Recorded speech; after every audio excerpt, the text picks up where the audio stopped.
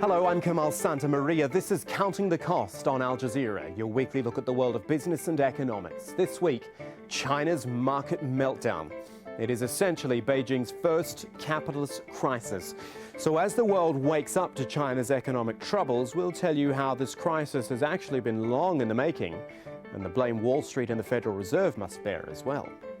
And with billions borrowed and savings ploughed into the stock market, how will these Chinese investors repay their debts? And can trade partners like Indonesia cope with China's lack of appetite for raw materials? Plus the knock-on effect in Africa. We speak to a major Pan-African bank about what China's currency devaluation means for the continent. You know, when the headlines are all about stock market crashes and trillions of dollars being wiped out, you start to think again that these things really matter. And they do. But on Counting the Cost, we've always said that stock movements don't tell the real story, that the link between markets and the real economy has been broken ever since governments started propping them up with printed money after the financial crisis. Basically, what we're saying is a so-called market meltdown tells us only very little about the big picture. And that is the focus of this week's show. Obviously, we are talking about China, Black Monday as it was termed, when a crash on the Chinese market wiped out $2.7 trillion from global stocks. Now, China has spent a total of $200 billion in propping up its currency and stock markets, and it said it would deploy its $547 billion pension fund to start buying up stocks as well. But here's the rub. At first, no money was used buying up stocks, which suggests Beijing has already realized that supporting the markets like this is somewhat futile. In short, this is China's first capitalist crisis, and so it turned to the tried and true remedies, the interest rate cuts, the more monies for the banks to loan. But according to Bloomberg, late in the week and seeking calm ahead of military parades, state funds began buying up stocks again. The problem is this crisis is of its own making. Beijing encouraged the 150% run-up in the markets in April 2014. More than 90 million investors borrowed $358 billion to buy Chinese stocks. That money needs to be paid back. We start with this from Adrian Brown, who went to find some of those investors. Kong Ching Chuan is struggling to understand what is happening to China's economy. All he knows is that his shares are now worth 70% less than what they were 2 months ago. Quan sells eggs at a market in East Beijing. He tells me he invested $20,000, all of his savings, but he remains hopeful about a recovery. I already put all my savings into the stock market. What I can do now is just wait for the index to come back. I won't buy or sell at this stage, just keep watching it. Quan's story is now being replicated in many places across China. When it comes to making investments, the options for most Chinese are pretty limited, property and shares. The problem now, though, is that the prices of both are falling. A falling stock market, an economy that's slowing. The owner of this restaurant says his takings are half what they were in June, when the stock market began to fall. He says the landlord won't reduce the rent, so he's closing next month. My business is not doing well, mainly because the stock market is falling. Many companies in this area have gone bankrupt. It is an anxious time, and not everyone wants to talk. Many people blame foreigners for manipulating China's stock market. This trading room is popular with pensioners who were encouraged by the government to buy shares. I don't even dare to calculate how much I lost. The market keeps falling. Yesterday I lost 10%, today another 10%. I don't know when this could end. The stock market is a sensitive issue now, and these people know it. Officials demanded to see our pictures, ordering us to delete several images before they returned our identity cards. When Xi Jinping became president, he unveiled his vision. He called it the China Dream. Loosely defined, it means making China more rich and powerful. Some still believe that will happen. The China Dream is our goal. That goal will be definitely achieved. If not, our country will go backwards. People's lives are still getting better day by day. China's leadership has engineered recovery before, and the people it governs still have faith it will do so again. So what we see there in Adrian's report are the people struggling under this acute market crisis. But remember what we said earlier, markets, and that includes China's, have actually been out of touch with reality for years. So be wary of these headline writers who say this crash was triggered by concerns about China's economy now. Think about it. Commodity prices have been falling since 2011. Currencies in emerging markets have been tumbling for almost 2 years on the prospect of the US raising interest rates. Unemployment's remained high in plenty of countries as well. This is the reality. Now, our second case study is from Steepest in Indonesia, which has long been having to adjust to China's and the world's economic slowdown. Have a look. Their factory had been producing lighting equipment for more than 20 years. But earlier this month, 460 workers were told the factory would close because of a lack of demand. The workers still can't believe it. I'm so sad. I've worked here for 23 years. I can't bear the news. I thought everything was going well. I feel really betrayed. Labor unions estimate around 100,000 workers in Indonesia have been laid off since its currency, the rupiah, went into a free fall against the US dollar. Factories depending on important parts for their products can no longer afford to buy them. To make sure the crisis of 1998 does not happen again, we urge the government to implement regulations so workers don't lose their jobs. That's why minimum wages should be brought to decent levels so purchasing power does not go down.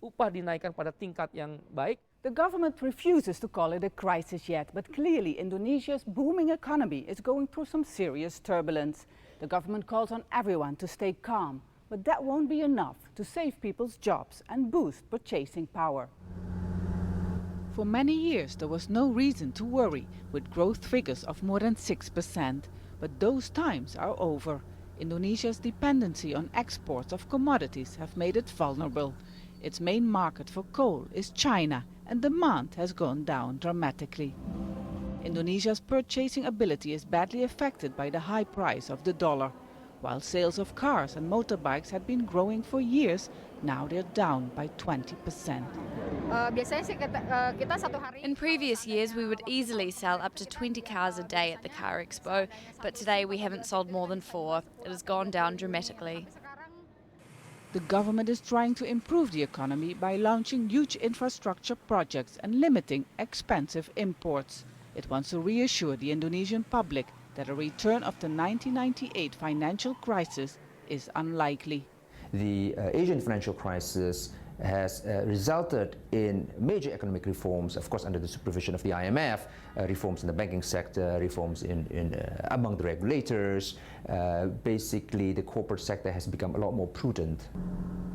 Still, many Indonesians are worried. They want the government of President Joko Widodo to ensure that the economy can grow stronger again, something badly needed to take millions out of poverty. Right, so let's return to the China issue now and the real reasons behind the market crash. Joining us from the University of Nottingham in the UK is Steve Sang. He is Professor of Contemporary Chinese Studies there. Mr. Sang, thank you so much for your time. This Chinese market, it is a market that China's powers encouraged people to invest in. It is a market that China's powers have defended with billions of dollars. And yet, our argument on this program is that it's also a market that is divorced from reality. Is it those efforts to make the market bigger which have actually been the problem in the end? Well, in many ways, it is yes. The Chinese government is trying very hard, certainly in the last 3 years, and arguably in the last 13 years, trying to rebalance the economy. But they're also being driven by a political imperative, which is to maintain stability, order, and growth, and therefore ensure the legitimacy of the party. So when the stock market was doing well, they were trying to encourage more people to invest in the stock market in order to support that growth, while they were trying to rebalance the rest of the economy. So when the stock markets got into trouble, they tried to support the market, which is the instinct of the political system, being a Leninist system still. And that efforts to support the economy created moral hazard and more problems in terms of how the market is responding, and we are therefore where we are. Yeah, and there is plenty more money China could use to assist the market. Now, we know about the $3 trillion worth of firepower that's sitting there in reserves. Is that the way to go, though? Or is that just going to create more problems or, effectively more of the same problems? $3.6 trillion of reserve is very important, and it should be used wisely in the right situation to support the rebalancing of the economy. Whether supporting the stock market is the right thing to do, I think is a different question. When you are dealing with a stock market which in many ways resembles that of a casino more than that of a mature stock market, setting up a target floor, then you are actually telling people that at some point the government is going to support the market, and therefore you can use those government interventions and get out of the market. I think when you're dealing with the market, you're probably better off understanding where the market is going, work with it, rather than trying to go in the opposite direction of market forces. And the thing is, Steve, the more you prop up the markets, the more you use cash to do that, arguably, the more divorced you become from the real economy. That real economy in China is growing at 7% at the moment, though it could be, as some economists are predicting, more like 4 or 5%. We have to question here how much the real Chinese economy is in quote-unquote trouble. Well, the real economy needs rebalancing. The Chinese government knows about that. They knew that the economy needs rebalancing. In fact, under Xi Jinping's predecessor, Hu Jintao, 13 years ago. But in that 13 years, particularly the first 10 years of that 13 years, when the economy was rolling and doing extremely well, they were not able, in fact, to rebalance the economy from an export and investment-driven growth model to a domestic consumption-driven model. Whether the growth figure is the official figure of 7% or some of the other professional economies' estimations of between 4 and 5%, we don't really know. That kind of information is in some ways being deliberately classified and kept confidential, so we are all, in a sense, guessing somewhat. The reality will be somewhere in between. Now, that is not a low growth rate, even if we're talking about 4.5 to 5% growth. And what President Xi Jinping has said is that China has to rebalance the economies to a new normal, which is a lower than the previous extremely high level, nearly 10% of annual growth, to something that is much more sustainable but still fast. You know what I think, Steve? I think we all got carried away with China. And I'm using the royal we here, but I remember reporting on China, and we're going back 12 or 13 years here when I was in Australia, and all we talked about in those days was China's tearaway growth and all this demand for, as it was in Australia, iron ore and raw minerals. But now it feels like no one was thinking enough about the eventual downside, and it has left the Chinese government, and by association everyone else, with this huge job of getting used to a slower Chinese economy and also this very, very slow process of turning that Chinese economy into a domestic one. Yes, I think you're absolutely right. But then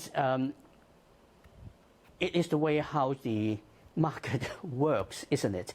When the economy is doing well, then everybody wants to jump onto the bandwagon and benefit from it, rather than think about the long-term needs and what it needs to do to make it much more sustainable. And if you're talking about the multinationals, when the Chinese are simply making all those demands on the energies and minerals, and you can be selling them for huge profits, you are not going to be encouraging the Chinese government to say that, just please slow down, think about the long-term future. In 10, 20 years' time, you're not running your business, somebody else is. In between, when you are responsible, you want to get that business, you want to have that business deals and China's growth. Steve Sang is from the University of Nottingham talking China with us this week. Steve, thank you so much for your time. Now, something we've not talked so much about yet is currencies, and this is a big China issue, but also, again, for the rest of the world. Since China's devaluation of the yuan on August 11, it's estimated $5 trillion has been wiped off global stock markets. Now, either it wanted to support China's move to internationalize the currency, or it wanted to make exports cheaper, perhaps a bit of both. But what about all the currency dramas elsewhere, the back and forth in emerging and developing nations? See, with China's appetite for raw materials falling and the US Federal Reserve considering a rise in interest rates, $2 trillion moved from mostly Western financial institutions into emerging markets. That's since 2008. Now, though, with the prospect of that rates rise in the States, it looks more attractive there, and so $1 trillion has been pulled out of those nations. And the currencies have suffered. From the Brazilian real to South Africa's rand, currencies have hit multi-year lows. We're going to discuss currencies and other economic issues in Africa, actually, with Albert Essien. He's the CEO of the Pan-African bank Ecobank, joining us from London this week. Albert, thank you for your time. I want to start, as we said, with currencies. A lot of African nations have seen their currencies depreciate in the last 18 months or so. China has been devaluing as well, obviously, as we talk about, and we have this phrase currency war, which gets thrown around a bit. Do you think that is actually what's happening, intentional moves to gain export advantages? Well, I think that it could be seen that way, that China is trying to get a way out for its exporters, making its export cheap. But I think that African governments are also part of their own nemesis, because there's a twin problem of a fiscal and a monetary deficit. African governments need to get disciplined and be able to run their economies much properly than is happening today. Okay, disciplined is an interesting word to use. Can you expand on that for me? What exactly do you mean by that? What do they need to do? Well, you can't spend what you don't have, isn't it? So the gap, the fiscal and monetary problems come from the fact that they do spend more than they actually have.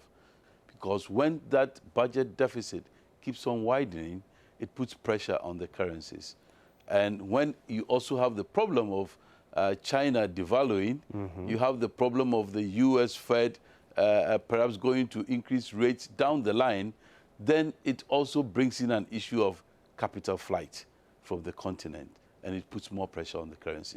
Definitely. I'm glad you said that. That is what we're talking about here. You preempted my next question, actually, about the US Federal Reserve, because you've got that happening, which obviously makes it more attractive for money to head to the United States. And there are also governance issues contributing to these depreciations in currencies. Can you talk a little bit about that? Well, governance issues in as much as African governments would want to do more. They would want to show that they're improving infrastructure.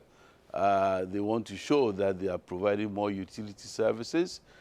But I guess that there should be appropriate funding for these. And you just can't print currency and fund those projects with those currencies.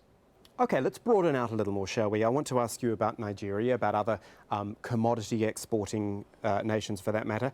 How are these countries faring in this current global environment? You know, you're loaning out money to people in these countries, you're restructuring those loans.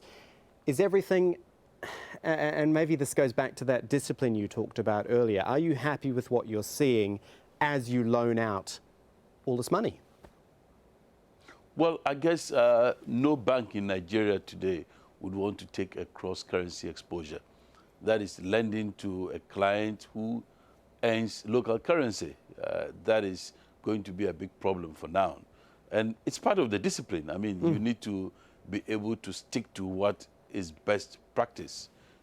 Cross-currency exposure is dangerous. And when you have a depreciating currency, you want to cut that out almost immediately.